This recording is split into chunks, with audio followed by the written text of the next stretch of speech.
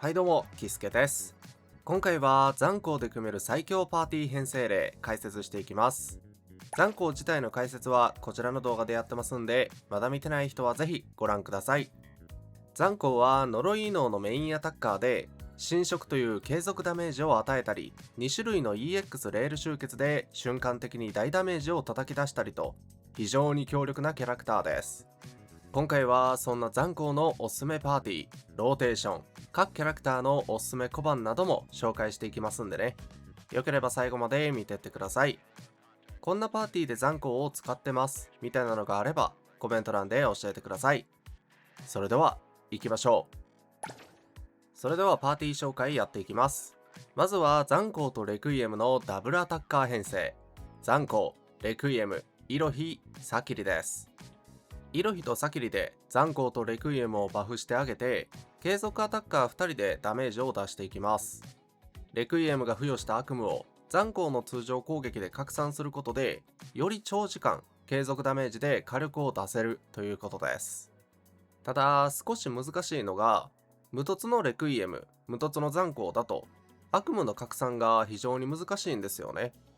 レクイエムの悪夢は3秒しか継続しないんで、ローテーションが忙しくなります。なので悪夢を拡散させるために元凶形態に切り替えるときは、通常攻撃の長押しでバイレールスキルを強化しましょう。それかレクイエムの通常攻撃の5段目発生直後に残光に交代するとか、そうすればギリ間に合います。もし残光を突しているなら覚醒位置を解放しましょう。現実形態の通常攻撃でも継続ダメージを拡散できるようになるんで、小難しいローテーションが必要なくなります。各キャラクターのおすすめ小判とギアはこんな感じ。残光の代用小判に鋭敏な綿や頭上に注意を載せているんですが、残光はモチーフ小判の依存度が非常に高いです。モチーフ小判を装備するかしないかでコアのメインステータスが変わります。クリティカルダメージや呪い異能ダメージですよね。なので出せるダメージに大きな差が出ます。できれば引いちゃいましょう。そしてコアに関してなんですけど、残光が無凸、さらにレクイエムと組み合わせる、この2つの条件を満たしている場合は、失われた光の方がトータルダメージが出ます。これは失われた光の防御力無視が濁念に乗るからなんですよね。なので以上の条件を満たす人は失われた光、残光を一凸でもしているならシンクの総成長を厳選しましょう。今回は無凸で使っていくんで失われた光を装備してます。それでは実践の方をやっていきましょう。まず残光からレクイエムに切り替えて異能連環の濁念、その後バイレールスキルを発動してレクイエムの攻撃力アップ、サキリの EX レール集結で攻撃力アップ、その後すぐにイロヒに交代してバイレールスキルで攻撃力アップ、あとはレクイエムに交代して悪夢を付与していきましょう。で、注意してほしいのが、悪夢が付与されている3秒間の間に元凶形態に切り替える必要があるんで、通常攻撃長押しでバイレールスキルを強化していきます。敵に付与された悪夢を見てほしいんですが、しっかりと減ったり増えたりしてますよね。これはローテーションが成功している証です。あとは残光の EX レール集結を2連打して1周目のローテーションは終了です。2周目のローテーションに関しては残光の連環値を貯めてあげましょう。連環値が溜まったらイロヒに交代して異能連環の副門を付与。イロヒのバイレールスキルで攻撃力バフ、白注文を消費しながら EX レール集結を発動。その後サキリに交代して EX レール集結。こっからのローテーションは同じになります。レクイエムに交代して悪夢を付与。悪夢が付与されている間に元凶形態に切り替えて攻撃を続けます。一緒ですよね。非常に強いんですよね、このパーティーが。めちゃくちゃ安定感もありますし、ちょっとローテーションが忙しいっていう弱点はあるんですけど、練習しがいのあるパーティーなんじゃないかなと思ってます。これで決着です。続いてブレイクダメージを主軸に戦う編成。残光、ダフォディール、アドレー、サキリです。残光の現実形態で使える強化バイレールスキルや、ダフォディールが EX レール集結で付与できるインサイトなど、ブレイク性能の高い2人が敵を蹂躙します。残光とダフォディールの組み合わせはやはり相性が良かったですね。それと A ランクキャラクターのアドレイが活躍できるというのも個人的には嬉しい。アドレイはバイレールスキルでシールドを貼れたり、パッシブスキルの濁念強化が残光と非常に相性がいいです。ちなみにアドレイで重要なのはパッシブスキルと装備する小判くらいなので、育成は最低限で大丈夫です。育成素材もカツカツでしょうからね。もし残光を突しているなら覚醒後を解放しましょう。強化バイレールスキルで確実にブレイクできるようになりますし、チーム全員のブレイクダメージをプラス 300% できます。最強です。各キャラクターのおすすめ小判とコアはこんな感じ。この編成だと残光が表でゴリゴリ戦っていくんで、突をしていようがしていまいが、コアのおすすめはシンクの総成長です。で、注目してほしいのがアドレイの小判。これは呪われた出会いという A ランク小判なんですけど、装備者と同じ属性のキャラが3人いると、同じ属性のキャラクターのブレイクパワーをプラス70してくれます。今回はアドレイに装備しているんで呪い異能ですよね。なので残光、アドレイ、サキリのブレイクパワーが跳ね上がります。この小判が非常に強い。手に入れるにはタヌキのサブクエストをクリアする必要があるんで、めちゃくちゃめんどくさいんですけど、その価値はあります。で、さらに言うと、この小判を装備していることで呪いのキャラクターを3人採用する必要があります。それだけはお忘れなく。それではローテーションを見ていきます。開幕サキリの EX レール集結で攻撃力バフ、アドレイに入れ替えて EX レール集結とバイレールスキルを発動。その後残光に切り替えてからダフォディールに切り替えます。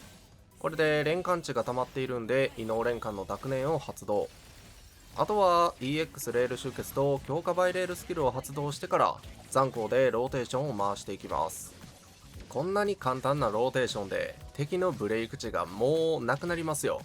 これがね、ほんと強いんですよね。残光とダフォディール、一気に敵のブレイク値を削って行動不能にしながらブレイクダメージを叩き込む。爽快感があって非常に使ってて楽しいです。しかも今使ってる残光は無凸ですからね。無凸でこの速度でブレイクできるっていうのはほんと破格性能ですよ。つまり覚醒後を解放していればもっと強いっていうことですからね。だからね、個人的には残光の凸すごくおすすめしたいんですよね。レクイエムと組ませるにしても覚醒位置がすごく使い勝手良くなりますし、ダフォディールと組ませる場合も覚醒後を解放していれば初手のローテーションで確実にブレイク状態にできます。そこで大ダメージを稼げることになるんで、例えば素材周回のためにボスと戦うステージありますよね。ああいうステージだと本当瞬殺なんですよね。今後ブレイクすることで力を発揮するような限定キャラクターとかも追加されそうですし、そういうことを考えると本当残光の一突はすごくおすすめできますね。周回も速くなるし、こういった軌道外領域のようなステージでも大活躍できます。現時点でも強いんで、余裕がある人は残光の凸を目指してください。続いて霊異能キャラクターを外して魂のキャラクターを採用した編成、残光、レクイエム、ハニヤ、サキリです。呪い、闇、魂異能で異能連関の疾患を発動して敵のブレイク値を削りながら戦っていきます。このパーティーはイロヒを持っていない場合に使えるのもいいですよね。疾患を発動させるには闇異能キャラクターの協力が必須なんで、一番最初に紹介したパーティーよりもレクイエムがメインで戦っていく立ち回りが必要です。しっかりと連関値を貯めていきましょう。ちなみにレクイエムの枠をダフォディールに変更しても構いません。そうすれば割と安くパーティーを組めます。残光の凸に関してはレクイエムと組む場合は覚醒1、ダフォディールと組む場合は覚醒5を解放しましょう。各キャラクターのおすすめ小判とコアはこんな感じ。残光のコアはレクイエムと組ませる場合は失われた光、ダフォディールと組む場合はシンクの総成長にしましょう。立ち回りに関しては一番最初に紹介したパーティーとほとんど変わりません。レクイエムで濁念を付与してバイレールスキルで自身の攻撃力をアップ、サキリに交代して EX レール集結、ハニヤに交代してバイレールスキルと EX レール集結を発動。その後レクイエムに交代することで疾海を発動させることができます。あとは悪夢を付与して、悪夢が付与されている間に残光に交代して元凶形態に入っていきます。あとは残光のローテーションはいつも通りです。しっかりと敵に付与された継続ダメージ効果を通常攻撃で拡散させていきます。その後 EX レール集結を2連打して大ダメージを狙っていくと。でこのパーティーの強みはやっぱり魂のキャラクターを採用することで疾海を発動させることができるということなんですよね。なので軌道外領域のような連関値が最初から溜まっていないステージだとちょっと厳しいかなと思ってます。なのでバトルバンケットとか今戦ってる高難易度依頼とか、そういったステージで活躍するパーティーっていう感じですかね。全然軌道外領域とかでも使えるとは思うんですけど、その場合疾海を発動させるんではなくて、いつも通り濁念を付与して残光で増やしていく、そういった立ち回りをすれば問題なく戦えると思います。続いて無課金や美課金でも組めそうな格安パーティー、残光、ダフォディール、ハニヤ、アドレーです。残光の性能上濁念を発動せず戦うというのは選択肢にないです。なので闇異能キャラクターは必須になります。 NTE に闇異能キャラクターはレクイエムとダフォディールの2人しかいないんで、どちらかを採用する必要があります。そうなると工場キャラクターのダフォディールの方が手に入りやすいんで採用してます。他は A ランクキャラクターのハニヤとアドレーを採用しているんで割と組みやすいんではないでしょうか。もしサキリを持っているならアドレーと入れ替えたり、イロヒを持っているならハニヤと入れ替えてあげましょう。各キャラクターのおすすめ小判とコアはこんな感じ。アドレーに関しては呪いのキャラクターを3人採用するという条件を満たせないので、呪われた出会いは選択肢に入りません。忘れ長さあたりを装備させてあげましょう。それでは実践の方をやっていきましょう。まずはダフォディールで濁念を付与。アドレーに交代して EX レール集結とバイレールスキル。ハニヤに交代してバフをかけていきます。あとはバフをかけ終わったのでダフォディールの EX レール集結、強化バイレールスキル、その後残光に入れ替えてローテーションを回していきましょう。基本的に残光とダフォディールの組み合わせはローテーションが変わんないですよね。ハニヤとかアドレーとか、このパーティーには入ってないんですけどサキリとかイロヒとか、その辺でバフをかけてからダフォディールで EX レール集結と強化バイレールスキルを発動してから残光に入れ替えてローテーションを回していくっていう。というのも、レクイエムと組み合わせる場合以外は残光を1人で完結するんですよね。通常攻撃で付与できる侵食とか、あとは異能連環の濁念とか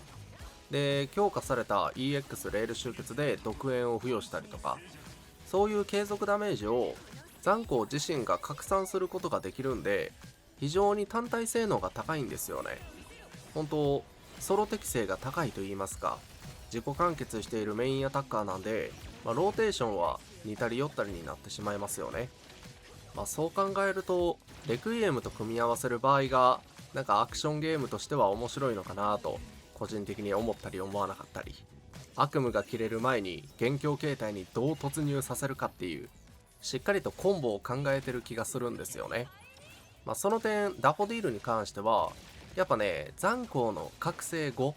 これを解放した時の楽しさはね、ほんと計り知れないんで、ぜひダフォディールと組み合わせる人は覚醒後を解放して使ってみてください。最後は予想になるんですが、次に実装するリンコを採用した編成、残光、レクイエム、リンコ、サキリです。リンコは控えにいてもダメージを出せますし、異能連環の副門を強化できます。予告番組でも残光と組ましていたんで、おそらく相性がいいように調整されてると思います。副門は副門が付与されている敵に霊異能、呪い異能ダメージを与えると、そのダメージの 20% 分の追加ダメージを与えるという効果なんで非常に強力です。リンコはこの追加ダメージの火力を増加させると予告番組では話してました。強力な能力なんで残光を引いた人はリンコもセットで引くのが良さそう。リンコのモチーフ小判も性能がゲーム内で確認できるんで見ていきましょう。名前はアストロコーラー。かっこいいよね。性能が攻撃力とクリティカル率アップ。サポートスキルによるクリティカルダメージプラス 66%。またサポートスキルがダメージを与えるたびに EX レール集結によるクリティカルダメージプラス 22%。これは3秒継続で最大3スタックですよね。すがすがしいほど火力に特化してますね。で、このサポートスキルに関してはシンクロ攻撃のことを指しているんでしょうかね。じゃないと3秒間に3スタックなんて厳しいですよね。リンコは EX レール集結で味方3人のシンクロ攻撃を順番に発動できるんで、集結スキルを使えば自然と条件が満たされるように作られていそうです。非常に興味深い小判ですね。いかがだったでしょうか。今回は残光で組める最強パーティー編成解説してみました。残光は濁念を発動するために闇のキャラクターが必須なんで、汎用性はそこまでありませんね。ということは今後闇のキャラクターが増えればさらに活躍する未来もあるということですよ。今でも強い残光がどうなっちゃうのか楽しみですね。皆さんは残光をどんなパーティーで使っていますか？よければコメント欄で教えてください。このチャンネルではこれからも NTE に関する動画を上げていきます。この動画が良かったなと思った方は高評価で応援、チャンネル登録していただけると嬉しいです。最後までご視聴ありがとうございました。さよなら。